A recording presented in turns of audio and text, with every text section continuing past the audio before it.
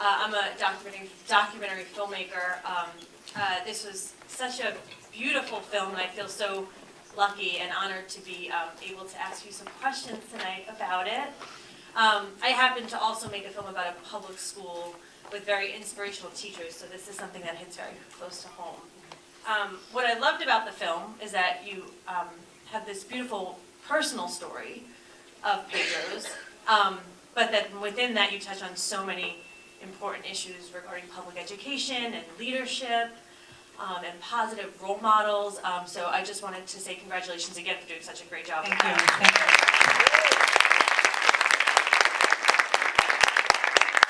So take us back to the beginning.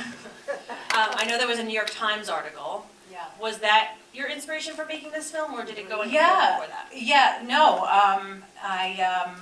I like to say that I was an accidental director. I had absolutely, no aspirations to direct anything. It wasn't something I grew up saying I want to be a director someday. But I read this article where Pedro was featured on the front cover of the Metropolitan section of the New York Times, which was the article that you saw in the film. And I was just reading it in my living room, and I was just really taken with the photograph of him. I mean, the article was very interesting. It was about how he changed the environment in his office, which then was a catalyst for change throughout the building, and how he had saved this failing middle school. And at first I thought, oh, that would be an interesting story for a narrative feature, and I've produced some films, and at the time I was working with a director, and we had done one film together, and we were looking for another thing to do. And I called him and I said, what do you think of the story? He said, that's great. And I called Pedro School at MS 391, and expected to leave many messages, or I don't know what I was expecting. I just, Googled the phone number and I just called. And he said, yeah, great. You sound so friendly. Why don't you come tomorrow? And I was, and that's how Pedro was. I mean, he was all about now, immediacy, and about how we don't have time. There's no time to waste. He was always about urgency. And so we met the following day. I was really nervous because I really hadn't prepared what I was going to say. He didn't give me time to prepare a pitch about, hi, I'm an independent filmmaker and I kind of have an idea about a story that maybe would be about you. Like, it was really, I was just kind of winging it. But what happens is, and what happened to me, is that when you're in Pedro's presence, you basically become the best version of yourself. And I would say that there are so many people in this room that knew Pedro who would all say the same thing. He had this magical way about him that when I was in his presence, in the principal's office, there was just this energy that was indescribable. And I went home that night and I said, that guy's a documentary. But I don't know anything about making documentaries.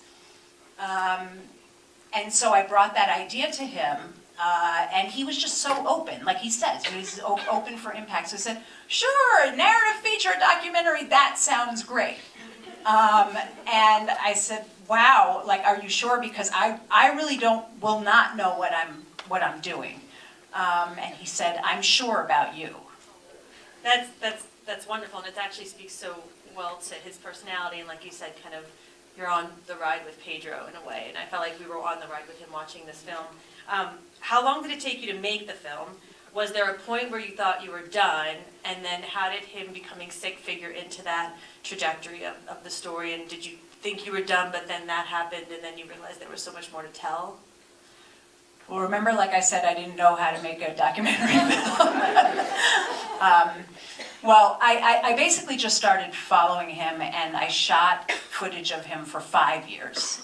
And he would essentially let us know, like, if there was an event happening, and there's a board meeting happening, and we would be in touch. And I wasn't shooting him all the time. I was working full-time, and I married, I have 2 children, and it was only when we could get those shoots in on the weekends, at night, whenever, that we would go and follow him.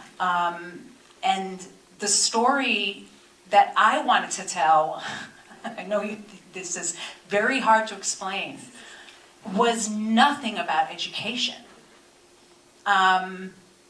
I kept saying, I don't want to make a political piece, and I don't want to make a piece about, about how public schools need so much help, and that movie was made, that was Waiting for Superman, and I just want to tell a story about this guy, and I just naively sort of followed him in his world, and then realized, oh, I get it. I'm a documentarian now, and I'm actually documenting him within his world, and the world led us. That was the world was our set piece. Right. And that world was education, happened to be education. It was through that I became so passionate after meeting the kids and meeting the teachers, and you come in contact with them, that all of a sudden, yes, this was a film about the importance of teachers and about the importance of education and about the importance of our children in this nation, and how badly the public schools need funding, need help. And so when Pedro got sick, that was something that, like I said, were you kind of had a film in the can already or not? No, and so you asked, like, when did I know I was going to be done? I remember about a year or so in, I talked to one of the producers at HBO who saw some of my footage, and I said, so, I have this trailer, and like how am I going to know, when I'm done? And he gave me just the best advice. He just said, don't try and know when you're done. Just keep going and going and going, and that moment of when you're done will reveal itself. I thought that was going to be when he called me in my office and told me he had stage 4 cancer. And I was speechless. And I said, okay, I guess then I totally get it. Like, I'm not going to come to your house with the cameras. And he said, no, this story has to be told. I want you to keep coming. And we have footage that, initially, and Mary can talk about the difficulty of choosing what stays in the film and what doesn't stay in the film, but we have footage of him very ill. And there was a version of the film that showed him, with an oxygen tank in that state, very deteriorated, and that stayed in our cut for a very long time.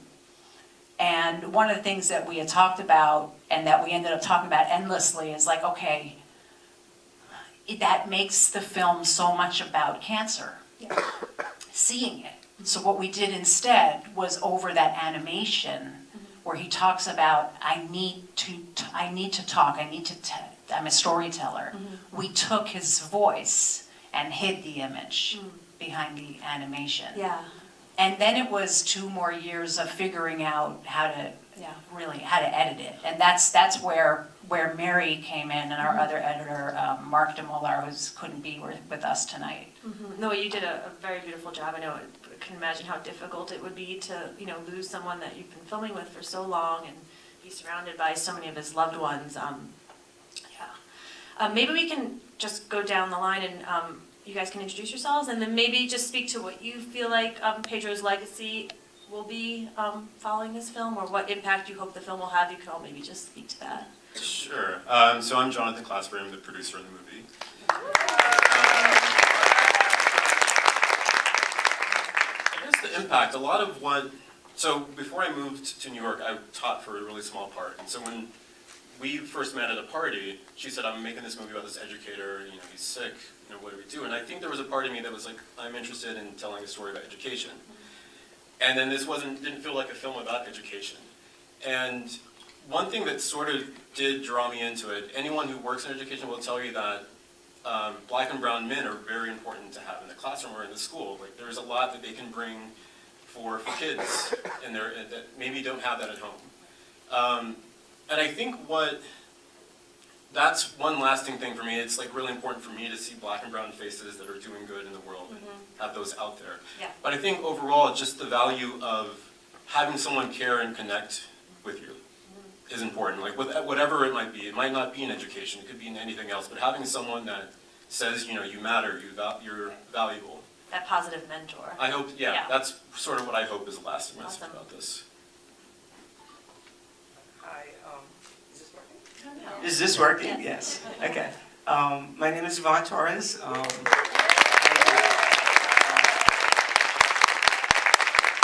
Pedro was in my first class, so he was with me most of his life, and he was just a loving kid. I think what I want people to remember is that it doesn't matter how smart you are or how not smart you are. It's really about your determination and your persistence and being consistent. And that's what Pedro was. He loved people. He even loved them when he was young. He smiled all the time. And so I want people to remember that it's important to want to do something, and wanting that is how you get it. And that's what he wanted. He wanted so badly to grow up and love people and take care of them. He loved his peers. He loved his siblings. He loved his family. I wanted to take him away from you, but it didn't happen. But his family became my family, so that was okay. And he became part of my family. He was like, I guess, the son of my heart. So I just want people to remember that it's about what you want in this world, and if you want it, you can get it. And that's how Pedro was. He wanted something, and he went out and got it. And he was wonderful at everything that he did. Thank you. And Mary, as the editor on the film, when you were presented with this footage, what did you see in the raw material that you really hoped would kind of shine through about Pedro and A his big story? mess. No, okay, not at all. No, it was really that he was so wonderful. Like, he's like the person you want to be in the world. And for him to be a teacher was remarkable, you know, like to have, 25 or 30 kids every year, getting a piece of that is just amazing. And then, like, learning his life trajectory was so amazing. And, my son went all through public schools, and I love them. I love the public schools here in New York City. I think they do an amazing job all the time with no encouragement or resources whatsoever. My son's in college. So for me, it was just that he was, from the trailer, I saw the little trailer before I signed on, and he was just so open and loving and giving, and I don't know. I think about him constantly. I think about him all the time, and I never even met him except on film. Well, I'm sure lots of people And here. that's a legacy, you know? I imagine for there's everybody. lots of people here tonight who think about Pedro probably all the time. So many loved ones here. Maybe we have time to open it up to the audience. Yeah, so we'll take some questions for you guys for the panel. Do you guys have questions? You must have questions. Hi, I'm curious, what is the current state of the school district that Pedro was teaching? Because there was so much drama there when he left. Have the conditions gotten worse? Have they gotten better?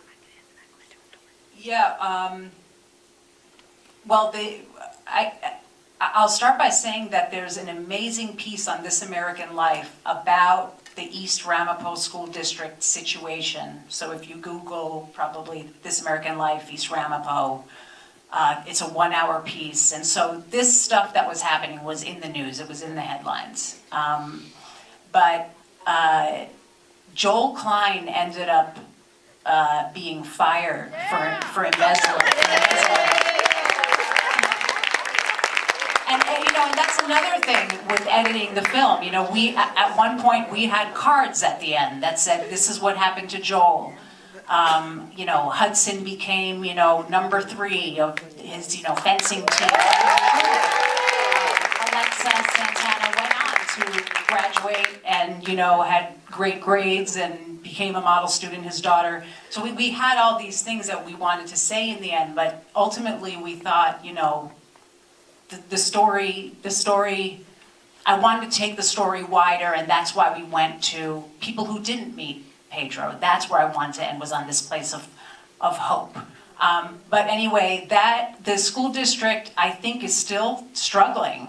I can answer that actually. Oh, please do. You work there? Yeah, it's still struggling, definitely.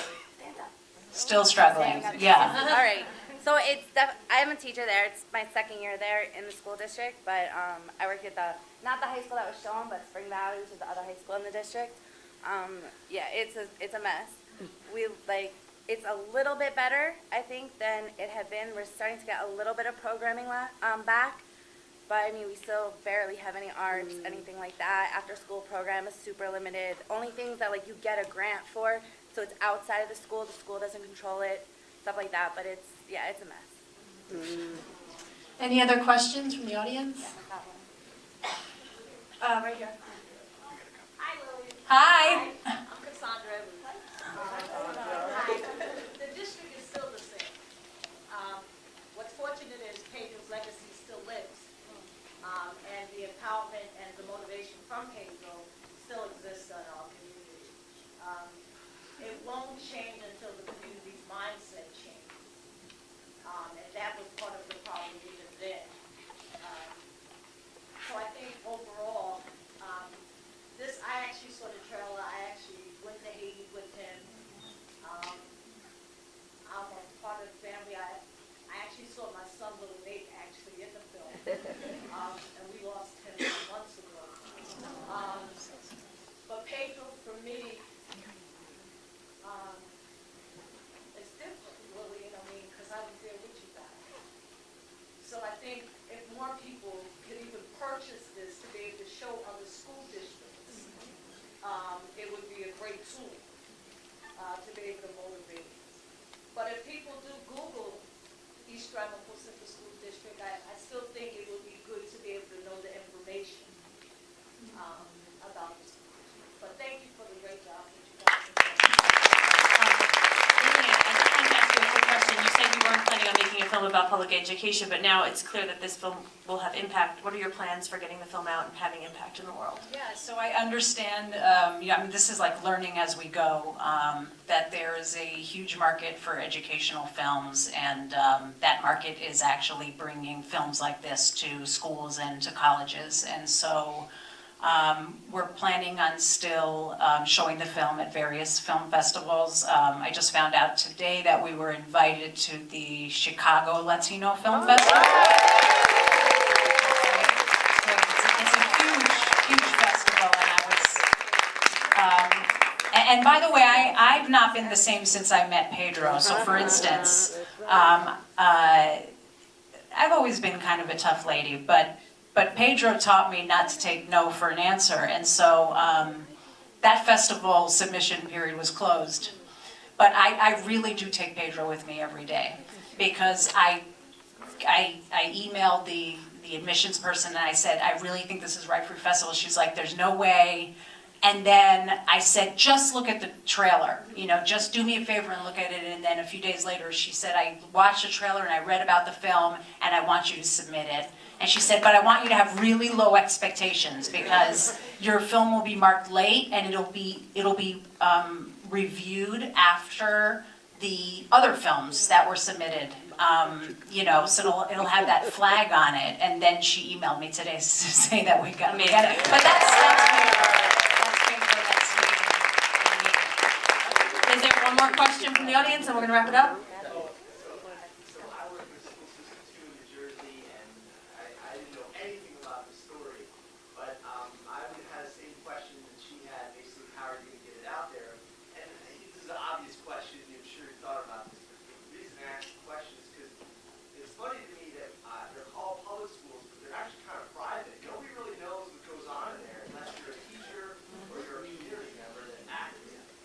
So it's interesting to me, that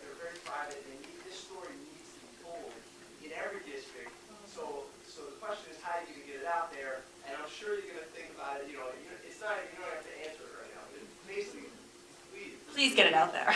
Yeah, I mean, we are seeking distribution, that we're doing the festival thing so that we can create buzz around the film and know that people, and also, I want to take it out beyond New York and have people meet Pedro. And the festival circuit is a great way to be able to do that. So hopefully then after that, we are distributed and you can stream it on your TVs. Awesome. Congrats. You want to tell people like social media or any way to keep it, or anything lastly you want to tell them before they go? How to keep up with the film? We have a Facebook page, and it's called My Name is Pedro. And then we have a website that's also called mynameispedro.com.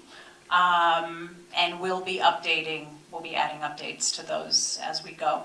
Awesome. Thank you. Thank you. Thank you.